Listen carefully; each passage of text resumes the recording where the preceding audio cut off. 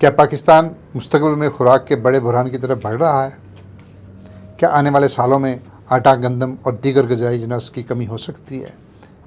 ان سوالوں کے جواب کے لیے آپ کا میزبان چودھری اختر فاروق میو جواب دینے کے لیے آج آپ کی خدمت میں حاضر ہے۔ اور حقیقت یہ ہے کہ ماہرین مسلسل خبردار کر رہے ہیں کہ اگر ذرائع کو نظر انداز کیا گیا تو پاکستان کو خوراک کی سنگین قلت کا سامنا پیش آ سکتا ہے، اور یہی ہم اسی موضوع کو تفصیل سے ذرا بیان کریں گے اعداد و شمار اور حقائق کی روشنی میں کہ پاکستان خوراک کے بحران سے کیوں دوچار ہو سکتا ہے۔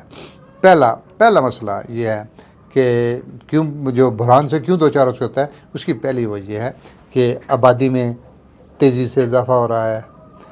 پاکستان کی 24 کروڑ آبادی سے زیادہ ہو چکی ہے۔ ہر سال لاکھوں نئے افراد خوراک کی ضروریات میں شامل ہوتے ہیں، لیکن خوراک کی پیداوار اس رفتار سے نہیں بڑھ رہی۔ ٹیکنیکلی پوائنٹ یہ ہے کہ اس رفتار سے نہیں بڑھ رہی، اسی وجہ سے خوراک کے طلب اور رسد کے درمیان میں فرق بڑھ رہا ہے، یعنی کہ لوگ 24 کروڑ افراد سے زیادہ ہیں اور روزانہ لاکھوں افراد پیدا ہو رہے ہیں، اور یہ طلب اور رسد کا مسئلہ ہے، یہ ہے ٹیکنیکلی پوائنٹ۔ دوسرا مسئلہ یہ ہے کہ گندم کی پیداوار میں کمی ہے۔ جی ہاں، یہ بہت بڑا ایک مسئلہ ہے۔ پچھلے 3 سال سے گورنمنٹ کی سخت جارحانہ پالیسیوں سے جو کسان کش ہے، اس سے کسان کے گندم کا کاشتکار بہت بددل ہوا، بڑا پریشان ہوا ہے، اور اس کی بہت معاشی دلدل میں پھنس گیا ہے۔ تو اس لیے اس کا سب سے پہلا جو اثر پڑا ہے وہ یہ ہے کہ گندم کی پیداوار جو ہم 2 کروڑ 62 لاکھ ایکڑ تک کاشت کرتے تھے وہ کم ہو گیا، اور یہ دن بدن کم ہونا ہے، کیوں کہ اس کو منافع نہیں مل رہا اور اس کے ساتھ پریشانی میں ہے۔ تو پاکستان میں خوراک کا بحران کی ایک وجہ گندم کا نہ ہونا، اور حالیہ سالوں میں جو رپورٹ سامنے آئی ہے، مطلب گندم کی پیداوار تقریباً 28 سے 30 ملین ٹن رہی ہے 2025 میں، جو پچھلے سال کے مقابلے میں تقریباً 10 سے 18% کم ہے، ٹھیک ہے۔ اور پیداوار کم ہونے کی وجوہات بارشوں کی کمی، زیر کاشت رقبہ میں کم ہونا، اور حکومتی پالیسیوں میں غیر یقینی صورتحال کا شامل ہونا ہے۔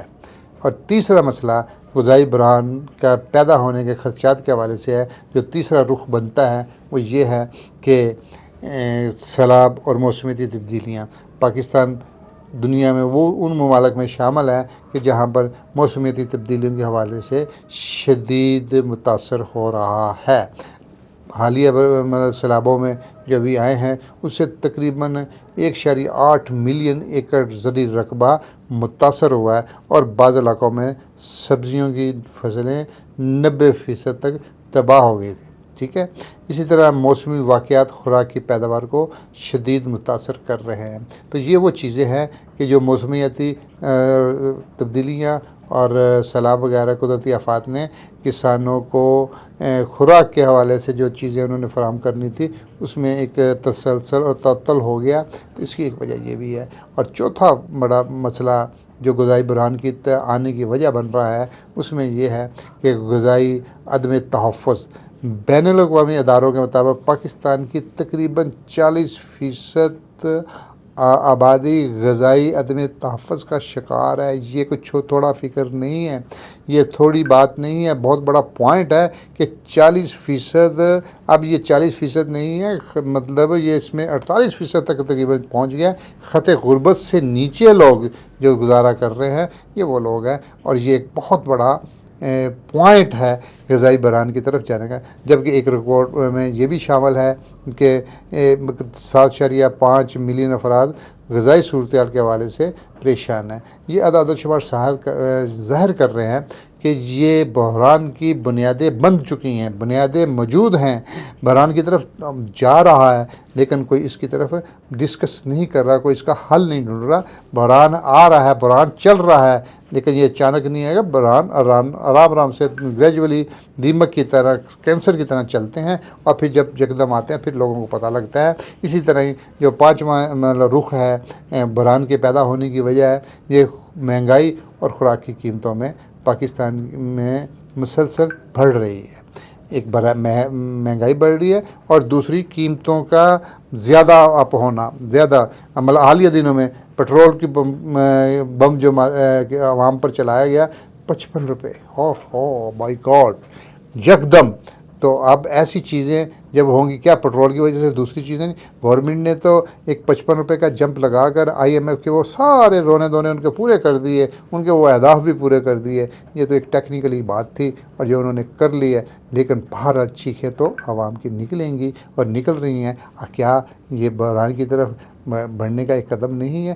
ہاں جی، پاکستان میں 82% لوگ صحت مند خوراک خریدنے کی استطاعت نہیں رکھتے. اور یہ میں نہیں کہہ رہا، یہ عالمی جریدے کہہ رہے ہیں، عالمی رپورٹس کہہ رہی ہیں کہ اور پھر خوراک یعنی کہ خوراک موجود ہونے کے باوجود لوگ اس کو خریدنا پاسبل نہیں ہے، ان کے لیے ممکن نہیں ہے.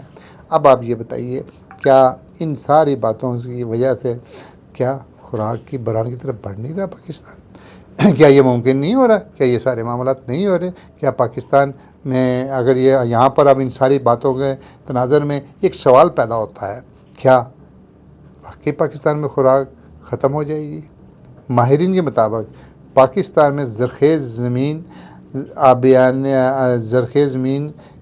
آبپاشی کا بڑا نظام اور محنتی کسان موجود ہیں، لیکن اس کے باوجود بھی مکمل خوراک کے بحران کا خطرہ فوری نہیں ہے.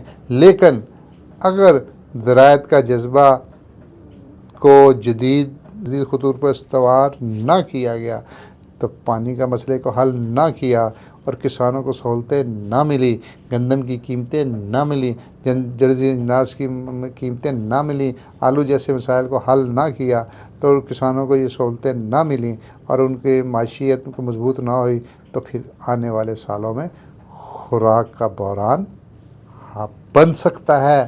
یہ ساری چیزیں اس طرف رخ کر رہی ہیں، یہ اس بات کو ذہن میں رکھیے گا. گو ماہرین تو کہتے ہیں نا، لیکن بہرحال ساتھ ساتھ دوسری تصویر کا دوسرا رخ بھی میں آپ کو بتا رہا ہوں. تو پھر اس کا حل کیا ہے؟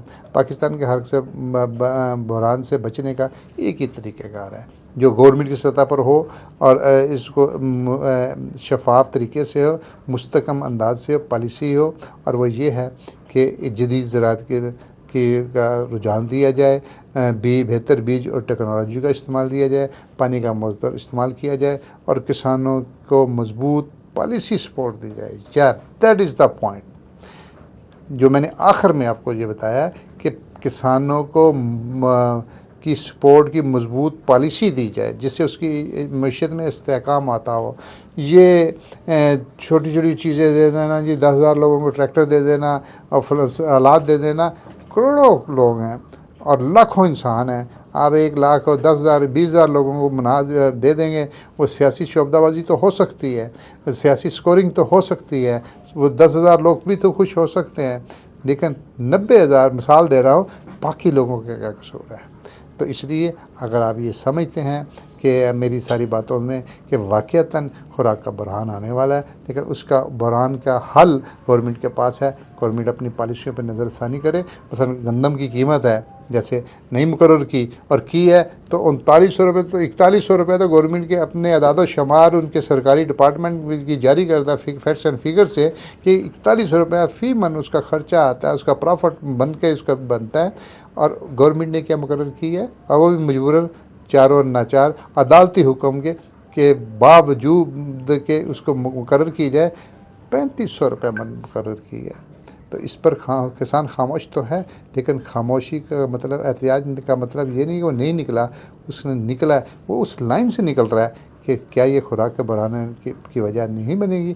جی ہاں، یہاں تمام اقدامات نظر آ رہے ہیں. اور یقین کیجئے ابھی ان دنوں میں جو امریکہ اور اسرائیل ایران کے درمیان میں جو معاملات چل رہے ہیں اور جو بحر احمر پر ناکہ بندی ہو رہی ہے اور یہ سارے معاملات جو ہو رہے ہیں یہ ایک شکل بنا رہی ہیں کہ آنے والے دنوں میں ایک بڑا خوراک کا بحران بین الاقوامی سطح پر ہونے والا ہے. تو ان حالات میں کیا ہمیں منصوبہ بندی نہیں کرنی چاہیے؟ ہمیں کرنی چاہیے، ہمیں اس پر دیکھنا چاہیے، غور کرنا چاہیے. جی ہاں میرے کسان بھائیوں، آپ نے ہمت نہیں باری. اس اہم ترین جہاز پر آپ بیٹھے ہوئے ہیں، آپ نے وہ کردار ادا کرنا ہے۔ آپ ہمت کریں، اپنی ترتیب کریں، اپنی صف بندی کریں اور اپنی فصلوں کو فیصلے بہترین طریقے سے کریں اور ہمت کریں اور کاشت کریں اور کسانوں کو، عوام کو خوراک فراہم کرنے کی اہم ترین ذمہ داری اپنی پوری کرو۔ جب تک کے لیے اپنے میزبان چودھری اختر فاروق میں کو اجازت دیجیے، انشاءاللہ پھر ملاقات ہوگی۔ کسان زندہ باد، پاکستان پائندہ باد۔